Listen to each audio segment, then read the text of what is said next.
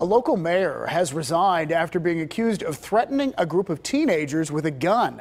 It happened in a park in Derry. Political editor John Delano explains what happened and why the mayor decided to vacate his position. His tenure as mayor lasted less than 2 years, but Derry Borough Mayor Kevin Gross has resigned his position. He took that job because he wanted to help the Derry Borough. And with all the publicity and everything surrounding this case, he felt that he was not going to be able to succeed in helping Derry Borough. So he thought it was best that he resign and let somebody else take over while he deals with this matter. The matter was the arrest of the 38-year-old mayor by state police for pointing a loaded gun at a 15-year-old boy at a local park on Broad Street. A teen who, police say, got in a scuffle with much younger kids, including the mayor's son.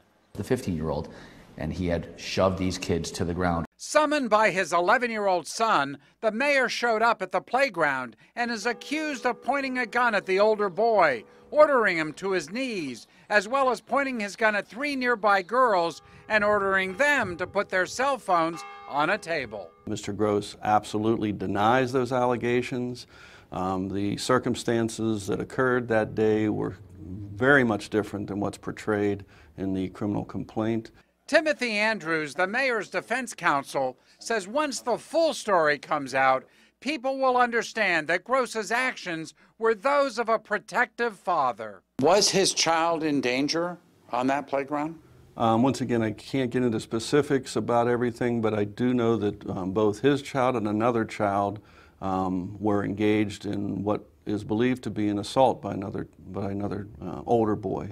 Attorney Andrews says his client had a concealed carry permit for his firearm and knew when to draw a weapon. He's an Iraq War veteran who had to be medevaced out of Iraq after an injury, and he's been trained enough, and he knows that he would not engage in the conduct that he's alleged to have engaged in.